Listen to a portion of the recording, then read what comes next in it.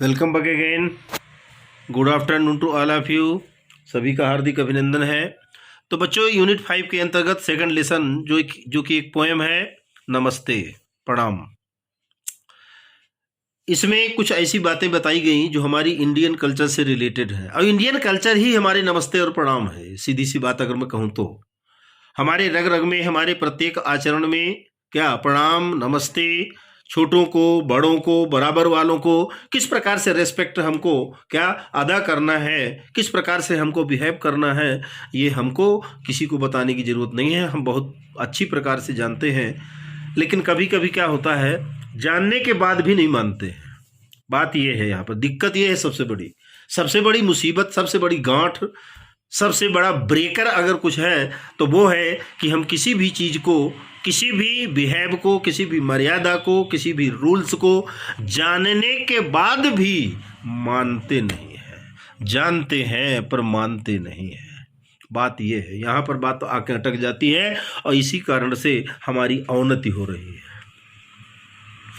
हम उन्नति की ओर बढ़ें, हम प्रोग्रेस करें, इसके लिए आवश्यक है क्या कि हमें क्या होना चाहिए, विनम्र होना चाहिए। या यूँ मैं कहूँ कि हमारी जो कल्चर जिसके लिए बनी है, जो संपूर्ण संसार की द बेस्ट कल्चर है, उसके आधार पर हमें विभिन्न प्रकार के सद्गुणों का समावेश अपने अंदर करना चाहिए।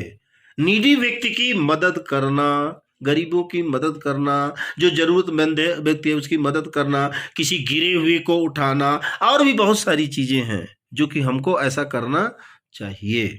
तो इंडियन कल्चर इस बात को निश्चित रूप से इंगित करती है, इशारा करती है कि हमें ऐसा करना चाहिए। तो चलिए ज़्यादा देर न करके इस पोएम को मैं पढ़ते जाता हूं और आपको मीनिंग भी बता रहा हूं। वैसे सब लिखा हुआ है, आप देख सकते हैं। A heart that salutes, salute यानी प्रणाम करना, एंड ग्रीट्स अभिवादन करना, हैंड कम टुगेदर साथ साथ हथेलियां, पाम टच स्पर्श करना, as in prayer, and fingers meet, meet माने मिलना, वर्ब है meet, met met. Head lowered, head माने सिर, लोअर्ड माने नीचे झुका, second form of the verb lower, LOWER, lower का मतलब होता है क्या, झुकना, वर्ब है आपकी। और एक चीज और बता दो, कौन सी वर्ब है, तो रेगुलर वर्ब है। अब आप कहेंगे, ताजुब में पड़ जाएंगे, ये रेगुलर इररेगुलर ये क्या होता है। थोड़ा सा धैर्य धारण करिए, आपको भी ग्रामर में मैं सब कुछ देने वाला हूं, जो अदर क्लासेज में आपको मैं दे चुका हूं। आपको विलंब से मिलेगा, लेकिन मिलेगा, ये वादा है मेरा। आपको सारी चीजें मैं दूंगा जो अदर क्लासेज वालों को मैं दिया हूं, बच्चों को दिया हूं मैं, आपको सब मिलेगा।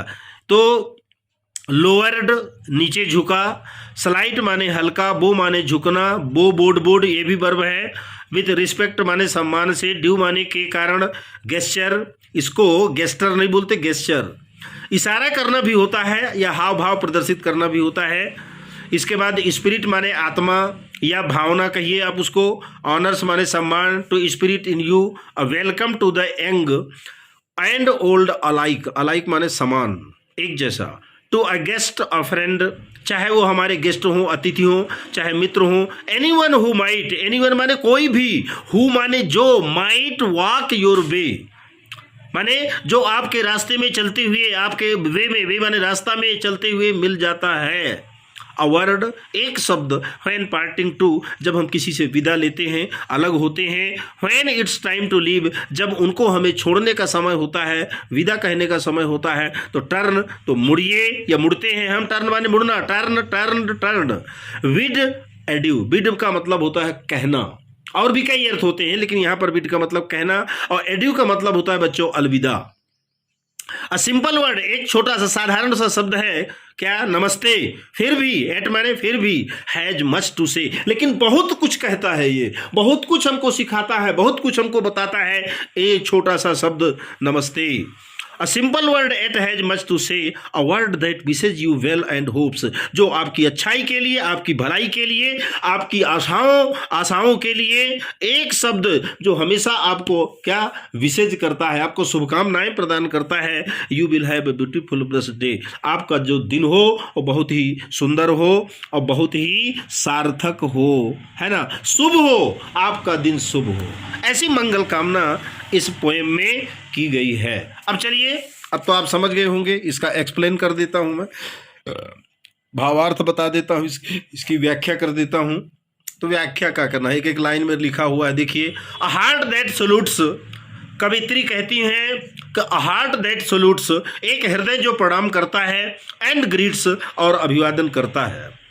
हैंड्स कम टुगेदर, हाथ एक साथ जुड़ते हैं। पाम्स टच, हथेलियां एक दूसरे के स्पर्श करती हैं। एज इन प्रेयर, जैसा कि हम प्रार्थना में करते हैं।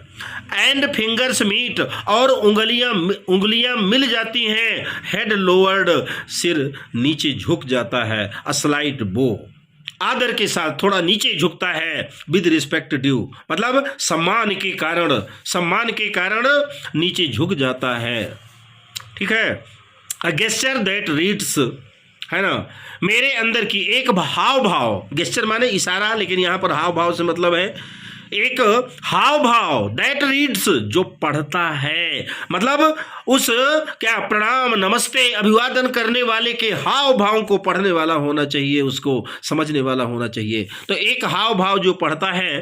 The spirit in me honours, मेरे अंदर की सम्मान की भावना। द स्पिरिट इन यू, आपके अंदर की सम्मान की भावना। A welcome to the young and old alike, alike माने एक समान, माने बड़ों और छोटों का एक समान स्वागत। To a guest a friend, चाहे हमारे अतिथि हो। टू ए गेस्ट, अतिथि, एक मित्र को। Anyone who might walk your way, कोई भी जो मिल जाए आपके राह चलते। A word when parting too, एक शब्द जब हम बिछड़ते हैं, अलग होते हैं।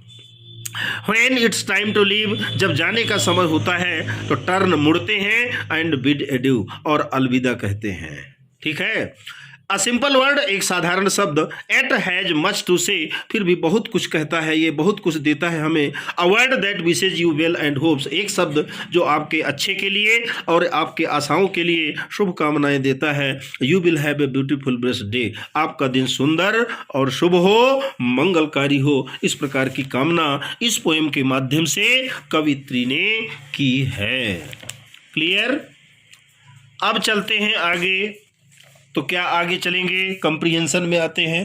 कंप्रीहेंशन का मतलब होता है बोध के प्रश्न। ठीक है ना, बोध के प्रश्न और भी अन्य चीजें आपको मैं शेयर कर देता हूं, देख लीजिए। पहला है आपका, what body posture do we take to say namaste. Clear. देखिए मतलब क्या हुआ इसका हिंदी में। नमस्ते कहते समय हमारे शरीर की मुद्रा कैसी होती है। We join our hands together, touch our palms and fingers meet, we bow down our heads with respect, हम अपने हाथों को एक साथ जोड़ते हैं, हथेलियों और उंगलियों को मिलाते हैं, आदर के साथ हम अपने सिर को झुकाते हैं। Next, to whom do we say namaste, हम नमस्ते किसे कहते हैं। To young and old, to a guest and a friend, anyone who might walk our way, मतलब छोटों और बड़ों को, अतिथि और मित्र को जो हमारे रास्ते में मिल जाते हैं, हम उन्हें नमस्ते कहते हैं। At what time do we say namaste, हम किस समय नमस्ते कहते हैं। तो when we meet our intimates we say namaste, जब हम अपने घनिष्ठ लोगों से मिलते हैं तो हम नमस्ते कहते हैं। व्हाट डज नमस्ते कन्वे, नमस्ते क्या संदेश देता है। It is the gesture of giving respect to whom we like admire, ये एक शारीरिक मुद्रा है जिसके माध्यम से हम उन लोगों को सम्मान देते हैं जिन्हें हम चाहते हैं, प्रशंसा करते हैं। How does the person feel when he और सी से नमस्ते, जब वो लड़का या लड़की नमस्ते कहता है या कहती है तो व्यक्ति को क्या महसूस होता है। The person feels the amiable relation between them, व्यक्ति दोनों में आत्मीय संबंध का अनुभव करता है। ठीक है। इसके बाद देखिए नमस्ते ये हो गया आपका, है ना। The person feel amiable relation between them, ये आपके क्वेश्चन आंसर हो गए।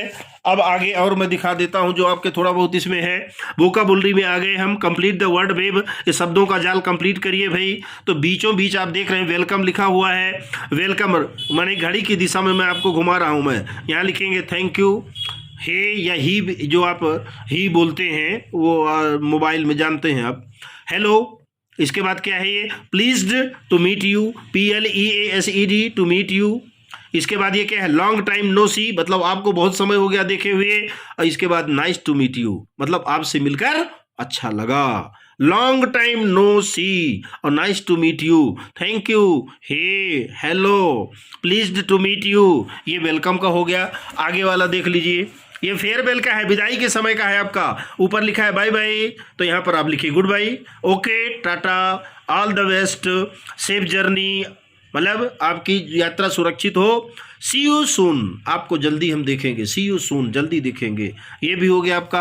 अब नीचे आपका कुछ सिंबल बना हुआ है, ये इनमें आपको लिखना है, क्या लिखना है, what does each of these gestures suggest, मतलब ये जो हाव भाव नीचे बताए गए हैं, इशारे यहाँ पर होगा, ये क्या प्रदर्शित करते हैं। ये जो 2 उंगली दिखाई जाती है ना बच्चों, आप देखते होंगे, ये दिखाता है विक्ट्री को, विजय को, और पीस को, शांति को। क्लियर। ये जो आपकी छोटी उंगली, जो आप कनिष्ठा उंगली है आपकी, और अंगूठा ऊपर है, 3 उंगली बीच में दबी हुई है, इसको कहते हैं 50-50, आधा आधा। ये है, आप जानते हैं, नमस्ते और प्रणाम। और ये तो आप जानते ही होंगे, टाइम ब्रेक, मतलब ब्रेक का टाइम आ गया या टाइम आउट। आप देखे होंगे जब फुटबॉल वगैरह कुछ होता है तो रेफरी जो है इसी प्रकार दिखाता है आपका, देखे होंगे आप। तो टाइम ब्रेक कहिए या टाइम आउट कहिए। तो बच्चों इस प्रकार से ये पाठ आपका यहाँ पर समाप्त हुआ। छोटी सी पोएम थी आपकी, इसको यहीं पर समाप्त करते हैं और मिलते हैं अगले और अंतिम पाठ में आपसे, जिसका नाम आपका है, क्या है आपका, हमागुची। हमागुची जापान का एक बूढ़ा व्यक्ति, जिसके संबंध में हम पढ़ करके बहुत कुछ जानने का प्रयास करेंगे। बहुत सुंदर स्टोरी है इसकी। हमागुची रीडिंग सी में चलेंगे, लेकिन वो अलग से आपको मिलेगा। ये पाठ आपका यहीं पर समाप्त हुआ, रीडिंग बी का। नमस्ते, है ना। तो ये इसको यही समाप्त करते हैं, मिलते हैं अगले वीडियो में, तब तक के लिए धन्यवाद आपका।